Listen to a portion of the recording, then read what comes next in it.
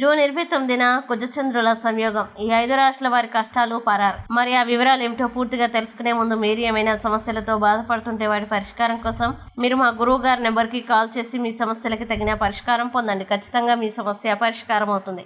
ఇక వివరాల్లోకి వెళ్తే ముందుగా వృషభ రాశి వారికి ఈ యోగం శుభ ఫలితాలను ఇస్తుంది. ఈ రాశి వారికి ఉద్యోగంలో ప్రమోషన్ లభిస్తుంది. మీ వ్యక్తిగత వృత్తిపరమైన జీవితంలో మంచి జరుగుతుంది. అలాగే కన్యారాశి వారికి వ్యాపారంలో మంచి లాభాలు వచ్చే అవకాశం ఉంది. సంతోషంగా ఉంటారు.